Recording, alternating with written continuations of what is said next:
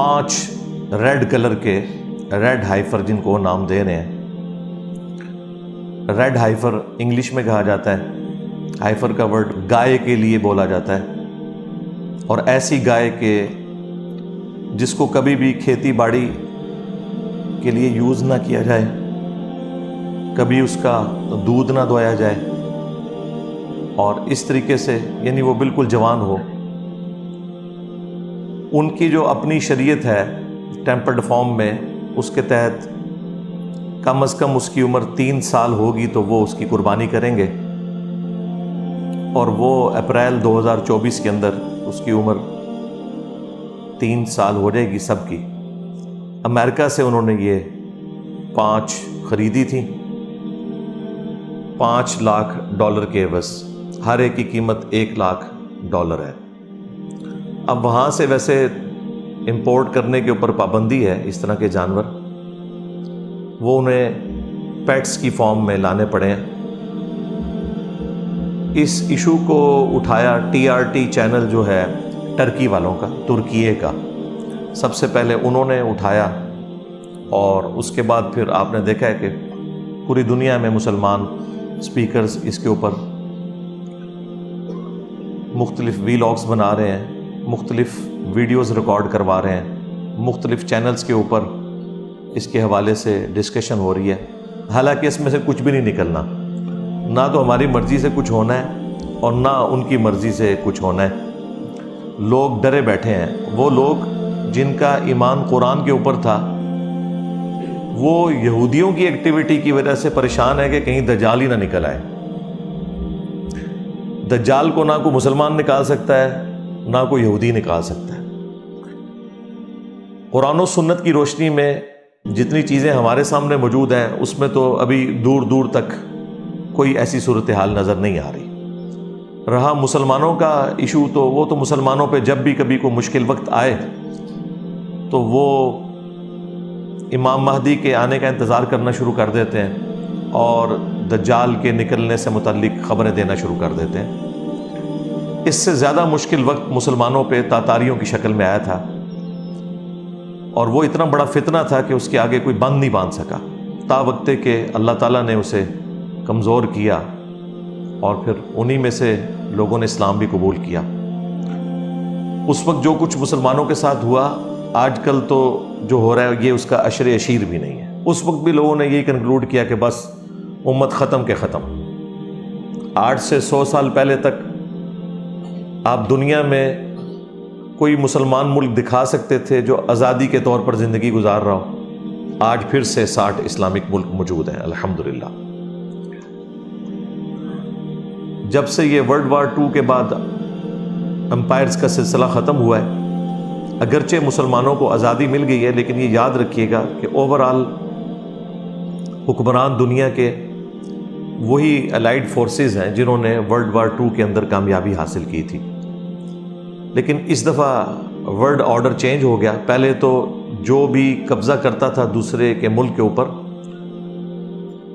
وہ اس پہ براہ راست حکومت کرتا تھا. لیکن اب چونکہ قوموں، نیشنز کی بنیاد کے اوپر ملک بن چکے ہیں، امپائرز ٹوٹ چکی ہیں، لہٰذا اب جو رول کرنے والا معاملہ ہے وہ ڈائریکٹ نہیں ہے، انڈائریکٹ ہے. یہ ہم لوگ جو آئے دن گلہ کرتے ہیں یورپین طاقتوں کے حوالے سے، امریکہ کے حوالے سے، کہ وہ انٹرفیئر کرتے ہیں، تو ان کو حق پہنچتا ہے انٹرفیئر کرنے کا، کیونکہ انہوں نے دنیا کو فتح کیا ہے. اور اس دفعہ چونکہ فتح کر کے انہوں نے ملک ہمارے حوالے کیے اور صرف حکمرانوں کو قابو کیا، اس لیے ہمیں لگتا ہے کہ ہمیں آزادی ملی ہوئی ہے. اس وقت حکومت انہی کے پاس ہے جنہوں نے دوسری جنگ عظیم کے اندر پوری دنیا کو شکست دی. سلطنت عثمانیہ جنگ عظیم اول میں ختم ہوئی، اور کوئی تھوڑی بہت رمق تھی تو ورلڈ وار 2 کے بعد وہ بھی ختم ہوگی مسلمانوں کی. لہٰذا اب اس پریزنٹ ورلڈ کے اندر صرف جوش پہ مبنی تقریریں کرنے سے، باتیں کرنے سے، ویلاگز بنانے سے کوئی مسئلہ حل نہیں ہونا، جب تک کہ ہم انہی اصولوں کے اوپر ترقی نہیں کریں گے جن اصولوں کے اوپر آج کے ماڈرن ورلڈ کے اندر قوموں نے اپنا مقام حاصل کیا. یعنی سائنس اور ٹیکنالوجی کے اندر باقی آپ کو جو مرضی کوئی کہتا رہے کہ جی ہم 2 ارب ہیں، 2 ارب چھوڑ دیں آپ 10 ارب بھی ہوں تب بھی کوئی فرق نہیں پڑتا جب تک آپ کے پاس ٹیکنالوجی نہیں ہے. یہ ذہن میں رکھیے گا. اس وقت یورپ اور امریکہ اسرائیل کی پشت کے اوپر کھڑے ہوئے اور ہمارے معاملات صرف دعاؤں تک ہی ہو سکتے ہیں، یا زیادہ سے زیادہ ہم کوئی مذمتی قرارداد پیش کر سکتے ہیں. باقی یہ کہنا کہ ہم 2 ارب ہیں، ہم یہ کر دیں گے، ہم وہ کر دیں گے، یہ ساری باتیں ہم 7 اکتوبر کو بھی سن رہے تھے اور اینڈ رزلٹ آپ کے سامنے ہے. میں نے پہلے دن ہی کہہ دیا تھا کہ اب اسرائیل اس معاملے کو فنش کرے گا بالکل. اور لوگ کہہ رہے تھے جی آپ دیکھیں گے یہ ہو جائے گا وہ ہو جائے گا. میں نے کہا تھا یار خوابوں کی دنیا سے باہر نکلو. ٹھیک ہے آپ نے ڈالرز بنا لیے ہیں اس طرح کے ویلاگز بنا کے، لوگوں کا خون بھی گرما لیا، نوجوان نسل کے مینٹل ماڈل بھی بدلنے کی کوشش کی، اس میں سے کچھ نہیں نکلے گا. یہ صرف علمی شہوت ہے، ویڈیوز میں پوری کریں، ڈسکشن میں پوری کریں، اس میں سے نکلنا کچھ بھی نہیں. ہاں بالکل ذہن میں رکھیے گا. پک وہی جو 5 گائے خریدی ہیں انہوں نے، جس کی وجہ سے مسلمان پریشان ہے کہ پتہ نہیں اب ان کا مسایہ نکل آئے گا. اینٹی کرائسٹ، مسیح الدجال، جھوٹا دجال، وہ بھی مسایہ ہے، وہ جھوٹا مسایہ ہے، اور ہم عیسیٰ مسیح کے ماننے والے ہیں جو کہ سچے مسیح ہیں. اب یہ جو ٹاپک آج کل ڈسکس ہو رہا ہے ٹی وی کے اوپر، اس میں کوئی شک نہیں کہ بنی اسرائیل کی جو ہسٹری ہے اس کے حوالے سے سائل ندیم صاحب کی کمپیٹنسی ہے، انہیں پتہ ہے. چند ایک معاملات میں ہمیں ان سے اختلاف ہے، لیکن اوورآل اس حوالے سے ان کا جو نالج ہے وہ ایکسٹرا آرڈنری ہے. اور ظاہر ہے علماء کو تو ان چیزوں کا پتہ ہی نہیں ہے کہ یہ فرسٹ ٹیمپل کون سا تھا، سیکنڈ کون سا تھا، کس طریقے سے یہ سارے کے سارے معاملات ہوئے. حالانکہ قرآن حکیم میں ان ساری چیزوں کا ذکر موجود ہے. سورہ بنی اسرائیل کے پہلے رکوع کے اندر اللہ تعالیٰ نے بنی اسرائیل کے اوپر جو 2 عروج اور 2 زوال آئے ان کا ذکر کیا کہ کس طریقے سے اللہ تعالیٰ نے کافروں کے ذریعے ان کی پٹائی کروائی. پہلی دفعہ جو ٹیمپل انہوں نے تعمیر کیا تھا وہ نیبوکیڈ نظر کے ذریعے تباہ و برباد ہوا، جو 1,33,000 یہودیوں کو ایک دن میں اس نے قتل کیا، اور اتنے ہی یہودیوں کو وہ قیدی بنا کر بیبلونیا میں، بابل میں لے گیا. اور اللہ تعالیٰ کا پھر کرنا ہوا، ذوالقرنین بادشاہ سامنے آئے اور انہوں نے اس کو شکست دی اور یہودیوں کو آزادی مل گئی، اور یہودی دوبارہ شام کی سرزمین میں آئے اور دوبارہ سے انہوں نے ہیکل سلیمانی کو تعمیر کیا. پھر اللہ تعالیٰ نے انہیں ایک عروج دیا، لیکن پھر وہی وقت گزرنے کے ساتھ ان میں شرکیہ عقائد اور نظریات آنا شروع ہو گئے، دنیا کی محبت گھر کر گئی.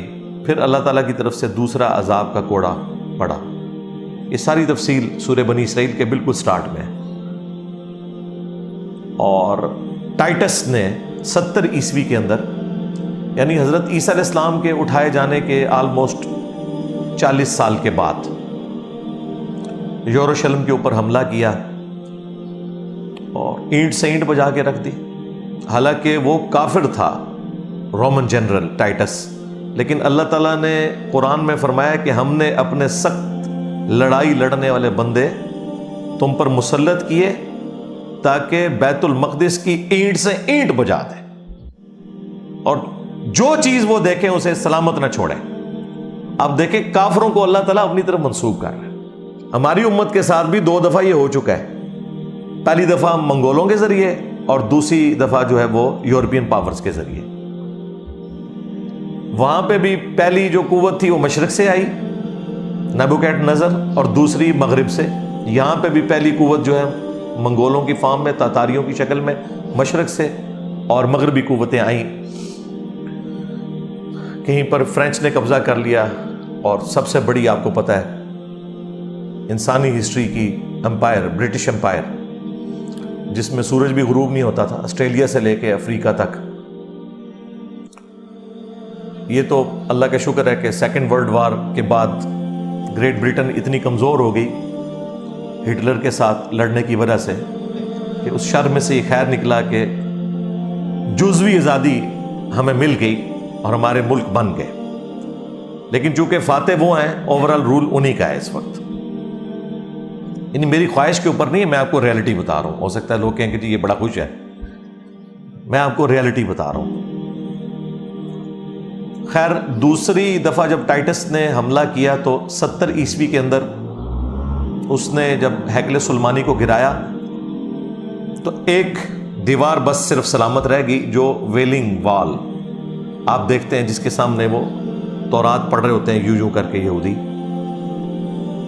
دیوار گریا کہا جاتا ہے، اس کے سامنے آہ و بکا کرتے ہیں، اللہ تعالیٰ سے دعائیں مانگتے ہیں، اور باقی وہ سارے کا سارا ہیکل سلیمانی جو ہے وہ تباہ و برباد ہو چکا ہے، اور اسی کو دوبارہ وہ تعمیر کرنے کی خواہش رکھتے ہیں۔ عرصہ دراز سے اسی کے لیے زائنسٹ موومنٹ چلی، اور پھر پہلی جنگ عظیم کے بعد بالفور ڈکلیریشن ہو گئی، اور الٹیمیٹلی 1948 میں اسرائیل قائم ہو گیا، اور 1961 میں اس نے عرب دنیا کو شکست دے کے اپنی باؤنڈریز کو بڑھا لیا۔ تو یہ ساری کی ساری ہسٹری ہے جو میں نے مختلف ویڈیوز کے اندر ڈسکس کی ہے۔ اب وہ دوبارہ سے ہیکل سلیمانی کو تعمیر کرنا چاہتے ہیں، لیکن جہاں پر یہ یروشلم میں بیت المقدس ہے، جہاں آپ کو ایک گولڈن ڈوم نظر آتا ہے جس کے نیچے وہ چٹان ہے جس سے اللہ کے محبوب علیہ السلام معراج پر تشریف لے گئے تھے، اور اس سے چند 100 میٹر کے فاصلے کے اوپر ایک مسجد ہے جس کا ڈارک گرین کلر کا یا آلموسٹ بلیک کلر کا چھوٹا سا گنبد ہے، وہ اصل میں مسجد اقصیٰ ہے۔ ویسے تو اس پوری پہاڑی کو ہی مسجد اقصیٰ کہا جاتا ہے۔ نبی الاسلام کے زمانے میں پراپر کوئی مسجد نہیں تھی۔ جب سورہ بنی اسرائیل میں مسجد اقصیٰ کا ذکر ہے، ایلیا کا یا یروشلم کا، تو مسجد اقصیٰ کا مطلب ہے دور کی مسجد۔ وہ پورے پہاڑ کو ہی حرم کہا جاتا ہے۔ جس طریقے سے بیت اللہ شریف صرف جہاں ہم طواف کر رہے ہیں مطاف، وہ حرم نہیں ہے، پوری مکے کی سرزمین حرم ہے۔ مدینہ شریف کی بھی 2 پہاڑیوں کے درمیان جو پوری سرزمین ہے وہ حرم ہے، اور تیسرا حرم مسلمانوں کے لیے یہ بیت المقدس ہے۔ بیت المقدس مسلمانوں کا قبلہ اول نہیں ہے، یہ قبلہ اوسط ہے۔ مسلمانوں کا قبلہ اول خانہ کعبہ شریف ہے، ابراہیمی قبلہ۔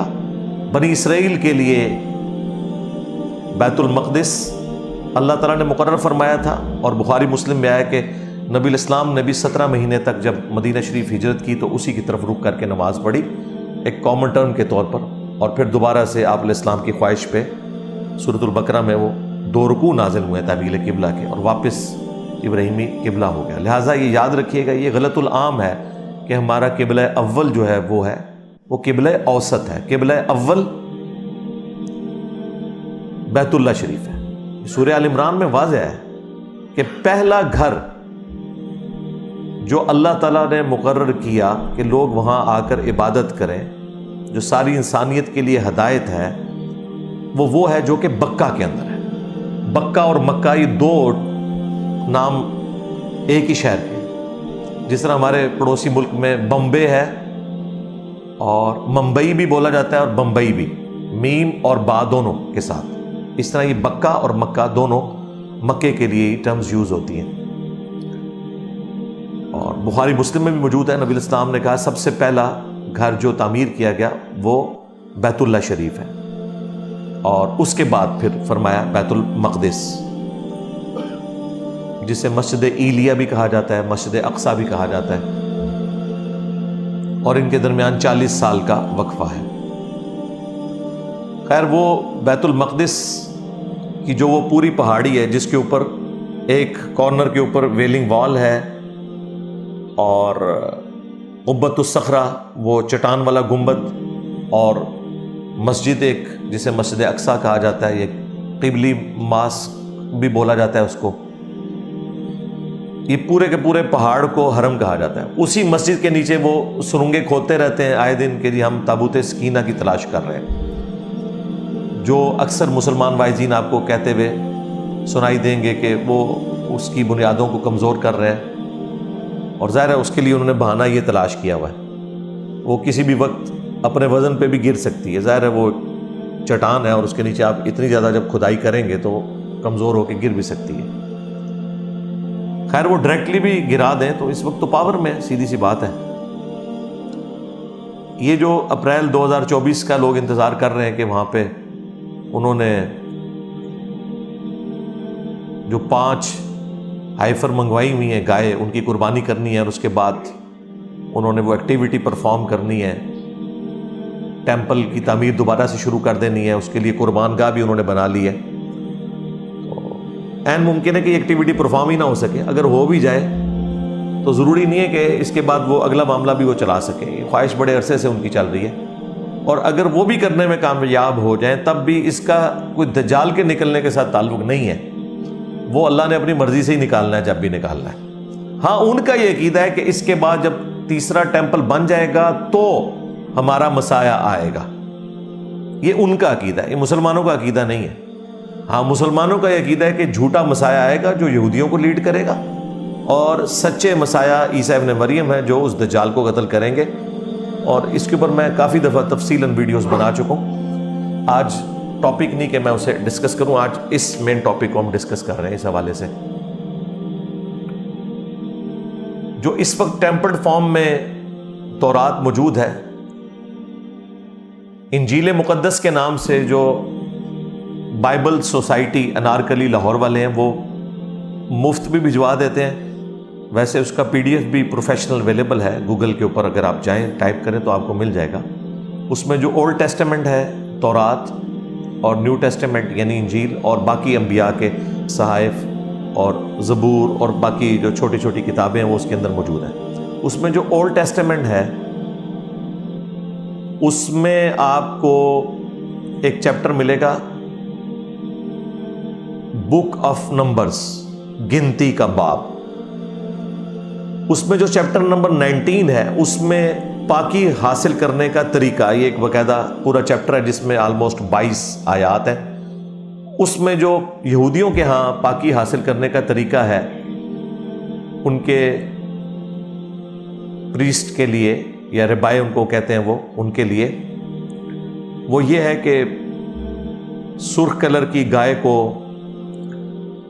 ذبح کیا جائے, اور اسپیسیفکلی حضرت موسیٰ علیہ السلام کے حوالے سے ایک واقعہ اس میں موجود ہے. وہی لیگیسی وہ پھر آگے لے کے چل رہے ہیں. یہ واقعہ قرآن کے اندر بھی آیا لیکن زمین و آسمان کا فرق ہے دونوں واقعات کے اندر. ظاہر ہے ہم تو وہی واقعہ مانیں گے جو قرآن میں ہے. پہلے میں آپ کو بتاتا ہوں کہ توریت کے اندر کون سا واقعہ لکھا ہوا ہے. توریت کے اندر یہ واقعہ لکھا ہوا ہے کہ موسیٰ علیہ السلام کو اللہ تعالیٰ نے حکم دیا کہ وہ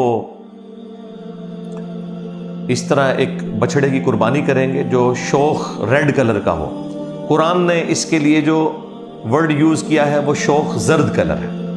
اب جو لنگوسٹک کے ماہر ہیں وہ کہتے ہیں کہ یہ بیسیکلی ایک لینگویج کا بیریئر ہے. عربی زبان میں اس کے ایکویلنٹ یہی ورڈ یوز ہوتا تھا. ویسے بھی ڈارک زرد کلر اور شوخ ریڈ کلر آلموسٹ قریب قریب ہوتے ہیں, لہٰذا اس میں زیادہ تحقیق میں پڑھنے کی ضرورت نہیں ہے. بہرحال وہ ایک یونیک قسم کا بچڑا تھا جس کی پوری تفصیلات سورۃ البقرہ میں آئی ہیں, جو انہوں نے بہانے کیے کہ ہمیں بتایا جائے کس رنگ کا ہو, اور پھر اللہ تعالیٰ نے ایک ایک چیز اس کی کھول کے بیان کی. شکر اینڈ پہ انہوں نے انشاءاللہ کہا, قربانی کرنے میں وہ کامیاب ہو گئے. قرآن تو اس کی ریزن یہ بتاتا ہے کہ چونکہ سامری جادوگر نے ایک بچڑا بنایا جو کہ بولتا بھی تھا اور وہ بنی اسرائیل کے لیے آزمائش تھی, اور اللہ تعالیٰ نے اسے اپنی طرف منسوب کیا ہے کہ ہم نے فتنے میں ڈالا ہے تیری قوم کو, اے موسیٰ جو تو نے کوہ طور پہ آنے کی جلدی کی تو ہم نے تیری قوم کو فتنے میں ڈال دیا, اور سامری نے یہ سارا کام ان کے ساتھ کر دیا.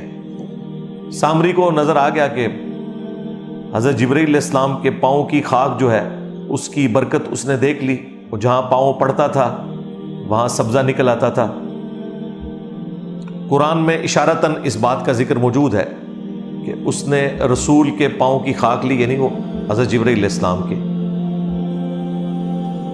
اور ان کا پاؤں تھا یا ان کی سواری کا پاؤں تھا.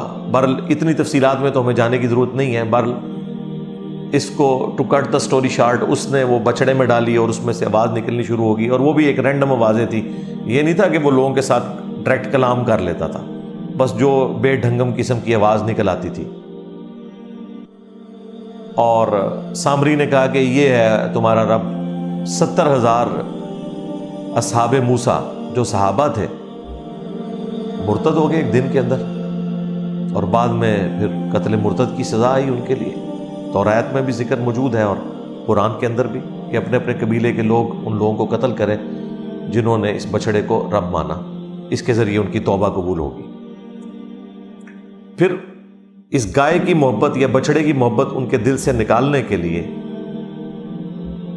اللہ تعالیٰ نے حکم دیا کہ گائے کی قربانی کی جائے، اور اس پہ وہ بہانے بنا رہے تھے.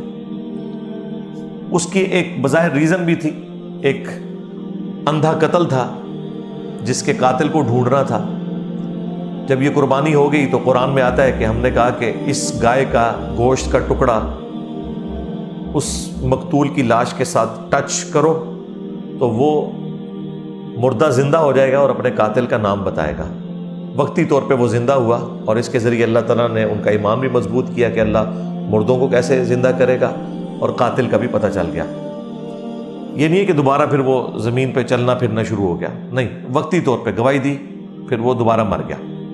جس طرح کہ عیسیٰ ابن مریم بھی وقتی طور پہ مردوں کو زندہ کرتے تھے، دوبارہ وہ زندگی نہیں گزار رہے ہوتے تھے. یہ تو اللہ تعالیٰ کا رول ہے کہ جو دنیا میں ایک دفعہ آیا اور چلا گیا وہ دوبارہ دنیا میں نہیں آئے گا. موت کے ذریعے گیا. عیسیٰ ابن مریم چونکہ زندہ اٹھائے گئے اس لیے واپس آئیں گے. اس پہ بھی میری تفصیلی ویڈیو موجود ہے. تو اس قاتل کا بھی پتہ چل گیا اور اللہ تعالیٰ نے ایک معجزہ بھی دکھا دیا. قرآن میں تو یہ واقعہ، تورات کے اندر یہ ہے کہ موسیٰ علیہ السلام کو کہا گیا کہ آپ اس طرح بچڑے کی قربانی کریں، اور اس کو ذبح کرنے کا بڑا تفصیلی طریقہ ہے کہ اس میں اب واللہ عالم یہ اوریجنل ایسے ہی نازل ہوا تھا یا اس کو انہوں نے کس طریقے سے ٹیمپر کیا. کچھ چیزیں ٹھیک بھی ہوں گی، کچھ مکس کر دی ہیں.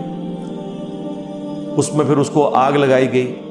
قرآن میں بھی بچڑے کو آگ لگانے کا ذکر ہے، لیکن اس بچڑے کو جو انہوں نے زیورات کو پگھلا کے بنایا تھا. اس میں تو اس بچڑے کا ذکر ہے کہ اسے آپ راکھ بنائیں اور اس کی راکھ کو پھر پانی سے مکس کریں، اور پھر اس کے ذریعے جو غسل کرے گا اسے پاکیزگی حاصل ہوگی. اور یہ ایکٹیویٹی وہ دوبارہ سے پرفارم کرنا چاہتے ہیں چند پریسٹ کے اوپر، ربایوں کے اوپر، تاکہ وہ اپنا تھرڈ ٹیمپل جو ہے اس کی تعمیر کا آغاز کریں پاک و صاف ہو کے. ان کے پیچھے یہ سٹوری ہے اس کی. تو یہ میں نے آپ کو تورات والا جو ورژن ہے وہ بھی بتا دیا کہ اس کے اندر کس حوالے سے لکھا ہوا ہے. قرآن کے ساتھ اس کا کوئی لینا دینا نہیں. اور یہ ذہن میں رکھیے گا کہ ہم نالج کے طور پر ضرور انجیل کو، تورات کو پڑھتے ہیں، لیکن اس کی کسی بات کو بھی درست نہیں سمجھتے اس وقت تک جب تک کہ وہ فٹ ان نہ بیٹھے قرآن کے ساتھ. کیونکہ سورۃ البقرہ میں، سورہ آل عمران میں اللہ تعالیٰ نے فرمایا ہے کہ ان کتابوں کے ماننے والوں نے دنیا کی محبت میں، دنیا کی دولت کی لالچ میں اللہ کی آیات کو بیچ دیا اور اپنے ہاتھوں سے کتاب میں تحریف کر دی دنیا کی منفعت کی خاطر. اب اس کا حل کیا ہے؟ وہ بھی سورہ آل عمران میں آیا کہ ہم نے تورات نازل کی تھی، اس کے بعد انجیل نازل کی، اور اب الفرقان یعنی اس کتاب کو نازل فرمایا جو حق اور باطل میں تمیز کرنے والی کتاب ہے. یہ بتائے گی کہ تورات اور انجیل کی کون سی بات درست ہے اور کون سی غلط. بلکہ سورۃ المائدہ میں تو اللہ تعالیٰ نے فرمایا یہ المہیمن ہے، نگہبان ہے ان کتابوں کے اوپر. یہ ڈیسائیڈ کرے گی کہ ان کی کون سی بات درست ہے اور کون سی بات غلط ہے. تو اس طرح جو اسرائیلی روایتیں ہیں یا ان کی کتابوں میں جو کچھ آیا اس میں احتیاط کرنی چاہیے. البتہ جس طرح اس پروگرام کے اندر سائل ادیم صاحب سے وہ مفتی صاحب کہہ رہے تھے نا کہ تورات تو پڑھنا ہی گناہ کا کام ہے، اور نبی صلی اللہ علیہ وآلہ وسلم ناراض ہو گئے تھے حضرت عمر فاروق رضی اللہ تعالیٰ عنہ سے اس بات کے اوپر. اس روایت کا انہوں نے ریفرنس نہیں دیا. وہ روایت سنن دارمی میں موجود ہے اور مشکات کے اندر بھی پہلی جلد کے اندر آپ کو مل جائے گی. وہ روایت اصول محدثین کے اوپر انتہائی کمزور ہے. اس میں جو مجالد راوی ہے وہ محدثین کے نزدیک انتہائی کمزور راوی ہے. لہٰذا وہ روایت کے حضرت عمر فاروق تورات کے چند صفحے پڑھ رہے تھے تو نبی الاسلام ناراض ہوئے، اصول محدثین کے اوپر کمزور ہے۔ میں نے کوئی 2008-9 میں اس روایت کو بیان کیا تھا اور اوائل ہی میں نے اس سے رجوع کر لیا تھا کہ یہ اصول محدثین کے اوپر چونکہ روایت کمزور ہے اور سب سے بڑھ کر یہ قرآن کے خلاف ہے۔ قرآن میں تو ایسی کوئی بات رپورٹ نہیں ہوئی ہے، قرآن میں تو بالکل اس کے الٹ آیا ہے، بلکہ قرآن میں تو سیدھا آیا ہے، یہ بالکل الٹ ہے قرآن کے۔ وہ سورہ آل عمران کے اندر موجود ہے جو اونٹ کی حرمت کے پوائنٹ آف ویو سے ایک غلط عقیدہ بنا لیا تھا بنی اسرائیل نے، تو اللہ تعالیٰ نے اس کا رد کیا کہ حضرت اسرائیل علیہ السلام یعنی کہ یعقوب، یہ ان کا لقب تھا، اسرائیل کا مطلب ہے اللہ کا بندہ، یہ ان کی ذاتی ایک ناپسندیدگی تھی کہ وہ اونٹ کے گوشت کو پسند نہیں کرتے تھے، خود انہوں نے اپنے اوپر اس کو حرام کر لیا تھا یا استعمال چھوڑ دیا تھا، اور تورات نازل ہونے سے پہلے کی بات ہے۔ پھر اللہ تعالیٰ نے فرمایا قل فأتوا بالتوراۃ، اے نبی ان سے فرماؤ کہ تورات لے کر آؤ، فَاتْلُوهَا إِن كُنتُمْ صَادِقِينَ، اور پھر اس کی تلاوت بھی کرو اگر تم سچے ہو، بتاؤ تورات میں کہاں لکھا ہے کہ اونٹ کا گوشت جو ہے وہ کھانا حرام ہے، کیونکہ حضرت موسیٰ علیہ السلام کے ذریعے اللہ تعالیٰ نے اسے واضح کر دیا تھا۔ جب قرآن یہ کہہ رہا ہے کہ تورات لے کر آؤ، کئی مواقع پہ قرآن حکیم میں اس طرح کی آیات ہیں، تو ظاہر ہے قرآن جب خود مان رہا ہے کہ وہ ٹیمپرڈ کتابیں اور پھر یہ کہہ بھی رہا ہے کہ لے کر آؤ، تو اس کا مطلب ہے 100% ٹیمپرڈ نہیں ہے۔ جہاں تک توحید کا تعلق ہے آج بھی اس میں کوئی ایک آیت آپ انیمبیگوس نہیں دکھا سکتے جو شرک کی دعوت دیتی ہو، ٹیمپرڈ فارم میں بھی، تحریف شدہ ہو کر بھی، ورنہ تو ہم یہود و نصارہ کو دعوت ہی نہ دے سکتے۔ دعوت اسی صورت میں دیں گے جب آپ اس کتاب سے بات کریں جس کو وہ خود مان بھی رہے ہو۔ تو ظاہر ہے کہ وہی کتابیں تورات اور انجیل، تو ان کتابوں میں بھی کئی ایک معاملات بالکل درست لکھے ہوئے ہیں آج کی ڈیٹ میں بھی۔ ہاں جہاں ہمیں اختلاف ہے وہ ہم بیان کر دیتے ہیں۔ تو قرآن حکیم کے اندر بالکل واضح موجود ہے کہ آپ تورات پڑھ سکتے ہیں، لیکن پہلے قرآن تو پڑھیں، آپ کو پتا ہو کہ قرآن کے اندر کیا لکھا ہے، پھر آپ ضرور پڑھیں۔ نبی علیہ السلام بھی سنن نبی داؤد میں ایک حدیث میں نے کافی دفعہ بیان کی ہے، آپ کو یہودیوں نے ایک مدرسے میں بلایا، ایک گھر کے اندر انہوں نے مدرسہ بنایا ہوا تھا، ایک بدکاری کا کیس تھا اس کے فیصلے کے لیے، تو نبی علیہ السلام کو انہوں نے ایک بڑی گدی دی جس کے اوپر آپ تشریف فرما ہوئے، اور تھوڑی دیر بعد تورات لائی گئی، تو نبی علیہ السلام نے اپنی پیٹھ کے نیچے سے وہ گدی نکال کے سامنے رکھی اور خود زمین پر بیٹھ کے اور تورات کو رسپیکٹ دیتے ہوئے، حالانکہ ٹیمپرڈ تھی، اس گدی کے اوپر رکھا، اور پھر آپ نے ساتھ بولا آمنت بک، میں ایمان لایا تجھ پر، وبمن انزلک، اور ایمان لایا اس پر جس نے تجھے نازل کیا۔ نبی علیہ السلام نے ٹیمپرڈ تورات کی بھی یعنی عزت کی اور کہا کہ میں اس پر بھی ایمان لایا اور اس کے نازل کرنے والے کے اوپر بھی ایمان لے کر آیا۔ تو یہ اس بات کا ثبوت ہے کہ آپ ان کتابوں سے استفادہ کر سکتے ہیں، لیکن وہی بات ہے کہ الٹیمیٹلی ڈیسیژن قرآن و سنت کریں گے۔ قرآن جو ہے ان کتابوں کے اوپر الفرقان بھی ہے، قرآن ان کتابوں کے اوپر المہیمن بھی ہے، نگہبان بھی ہے۔ اس چیز کا خیال رکھنا ضروری ہے، اور مسلمان جو بعض اوقات شوق رکھتے ہیں اس بات کا کہ وہ ان تعلیمات سے استفادہ کریں، انہیں میں ریکویسٹ کروں گا پہلے آپ قرآن و سنت پڑھ لیں، پھر آپ بالضرور اس طرح کی کتابوں کا بھی مطالعہ کریں، لیکن آپ نے قرآن و سنت تو پڑھا نہیں ہے، آپ بس ان کتابوں کے پیچھے پڑے ہوئے، تو یہ تو ظلم پر مبنی چیز ہے۔ اپنی اداؤں کے اوپر خود غور کرنا چاہیے۔ اچھا میرے بھائیوں، جہاں تک دجالی سسٹم کا تعلق ہے تو یقیناً ایک سسٹم ایسا ہے جو وقت کے ساتھ ساتھ دجال کو ریسیو کرنے کے لیے تیار بیٹھا ہے، جس کی ایک آنکھ ہے مادے کی، روحانیت کی آنکھ اس نے بند کر لی ہے۔ لیکن یہ ساری باتیں اپنی جگہ، دجال ایک پرسنالٹی بھی ہے جس نے آنا ہے، اس حوالے سے واضح احادیث موجود ہیں۔ صحیح بخاری اور صحیح مسلم کے اندر کئی ایک احادیث ہیں، دجال کے حوالے سے بھی، عیسیٰ ابن مریم کے نزول کے حوالے سے بھی۔ اگر آپ کو یہ ساری احادیث پڑھنے کا شوق ہے تو مشکات المصابیح، جسے میں نے انسائکلوپیڈیا آف حدیث ڈکلیئر کیا ہے، اس کی 3 جلد کے اندر کمبائنڈ فارم میں آپ کو یہ ساری احادیث مل جائیں گی۔ اور اس حوالے سے سب سے زیادہ کام جو کیا ہے وہ امام مسلم نے کیا ہے۔ صحیح مسلم کے اندر بھی آپ کو 100 سے زیادہ احادیث ملیں گی ان تمام ٹاپکس کے اوپر، وہ آپ پڑھ لیں۔ مختلف ویڈیوز کے اندر میں نے ریکارڈ بھی کروایا، لیکن خود پڑھیں گے تو آپ کو ذرا زیادہ ایک اندازہ ہو جائے گا۔ مشکات کے اندر تو بخاری مسلم کے علاوہ باقی کتابوں سے بھی پیرلل میں انہوں نے روایتیں ڈال دی ہیں، اور نیچے حکم بھی لگے ہوئے ہیں صحیح اور ضعیف کے۔ بخاری اور مسلم دونوں میں یہ حدیث موجود ہے کہ اللہ کے محبوب صلی اللہ علیہ وآلہ وسلم نے فرمایا کہ قیامت کی 10 بڑی بڑی نشانیاں ہیں۔ ان 10 نشانیوں میں سے ایک نشانی جو ہے وہ دجال کا آنا ہے، اور عیسیٰ ابن مریم کا بھی دوبارہ دنیا میں آنا ہے۔ باقی نشانیاں دابت الارض کا نکلنا، سورج کا مغرب سے نکلنا، وہ آپ پڑھ لیں گے تو آپ کو اندازہ ہو جائے گا۔ بخاری اور مسلم میں ایک اور حدیث موجود ہے کہ نبی علیہ السلام نے فرمایا کہ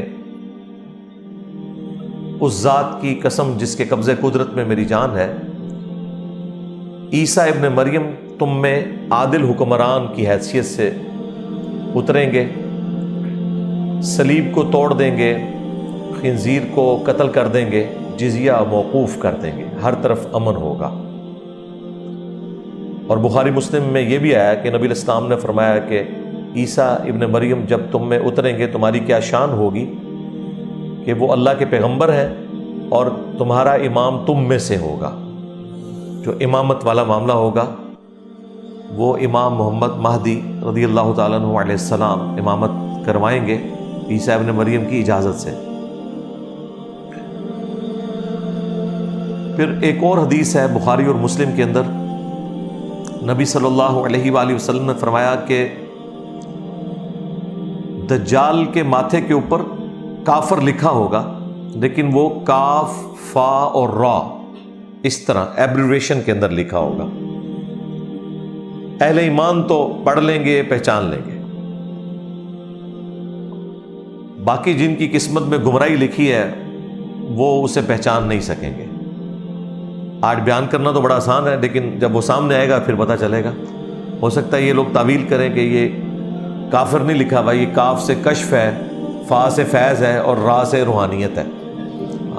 یہ تو جس بابے کو بھی وہ کرتب کرتے ہوئے دیکھتے ہیں نا، اس کے سامنے گر پڑتے ہیں۔ جبکہ بخاری مسلم میں آیا کہ ایک مؤمن کھڑا ہوگا دجال کے مقابلے کے اوپر، وہ کہے گا تو دجال ہے، کیونکہ میرے نبی کی حدیث مجھے پہنچی ہے۔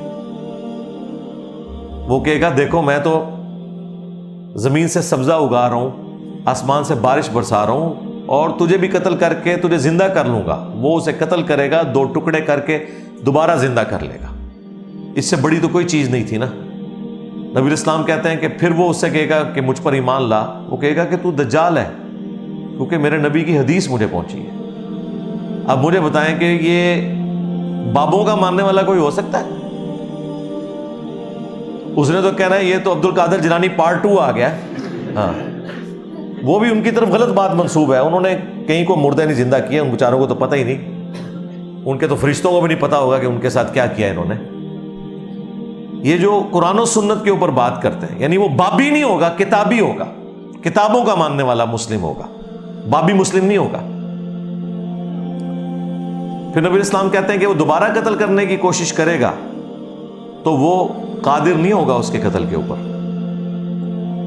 پھر وہ اسے اٹھا کے اپنی جہنم میں پھینک دے گا، جو اس کے ساتھ ایک جنت اور جہنم چل رہے ہوں گے۔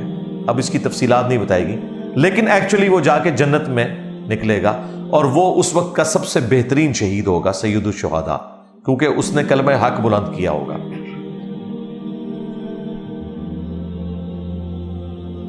تو یہ سید الشہداء کی جو لیگیسی ہے یہ قیامت تک چلنی ہے۔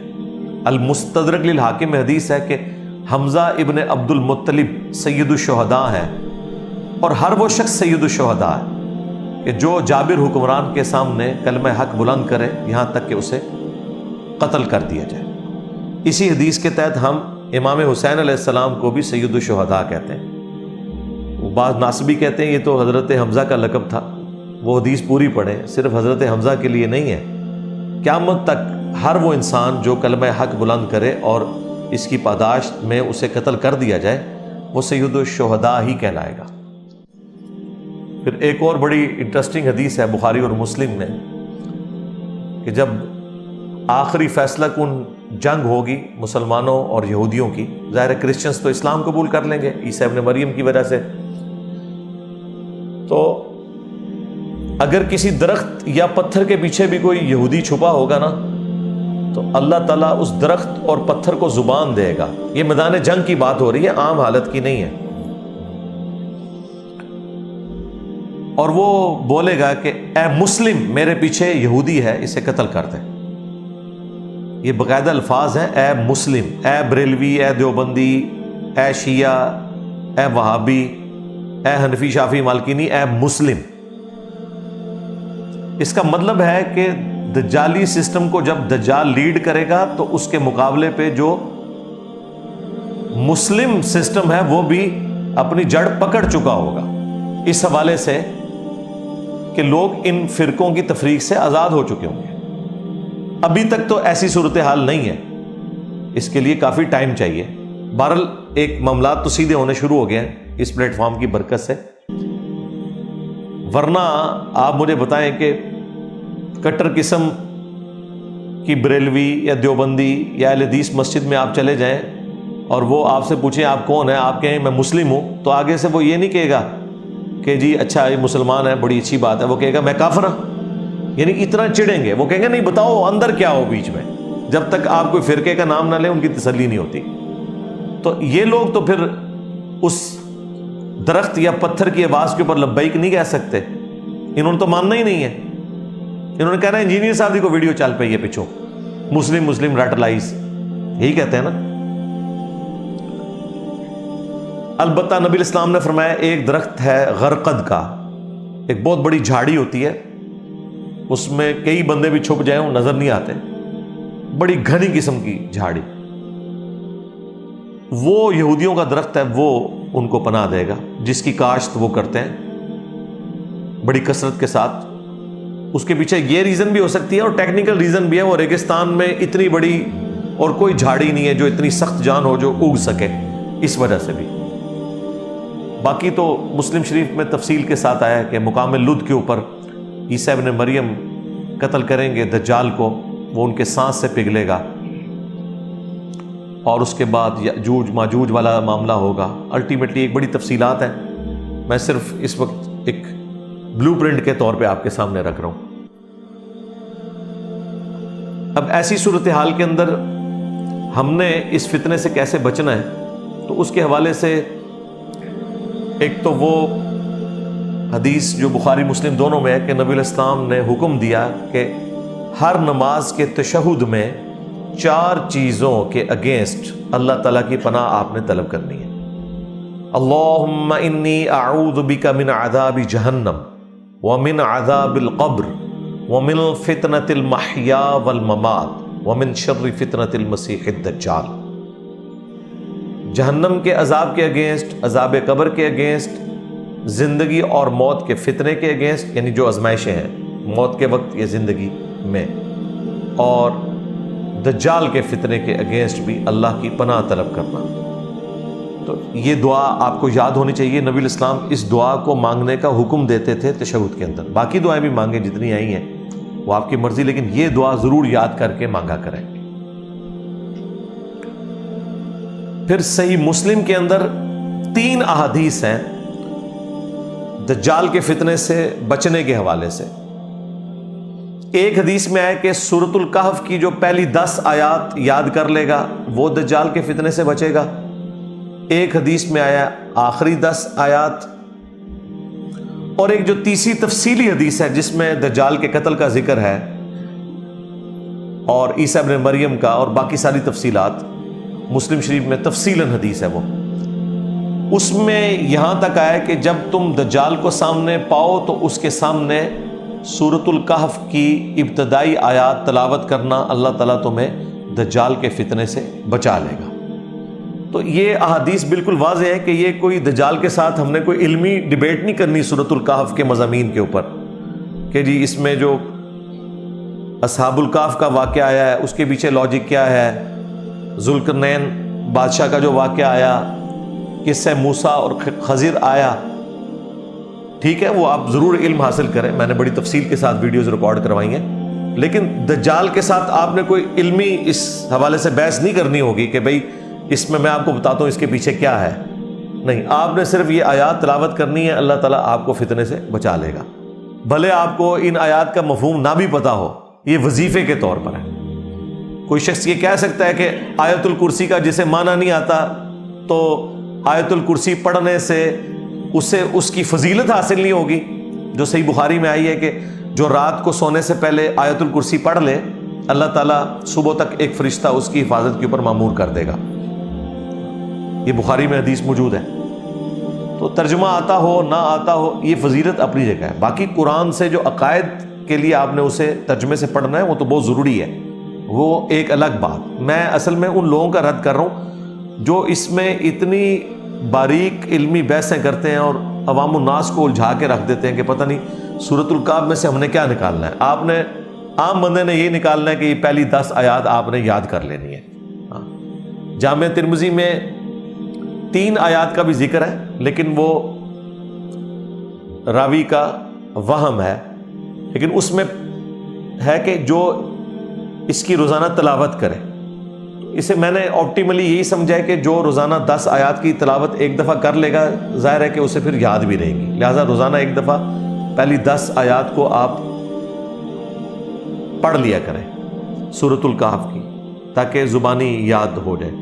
میں تو الحمدللہ سالوں سے پڑھ رہا ہوں تو شروع ہی میں پڑھنے سے زبانی یاد ہو گئی تھی، تو آپ بھی اپنی روٹین بنائیں، یہ وہ وظائف ہیں جن کے ذریعے آپ دجال کے فتنے سے بچ سکتے ہیں۔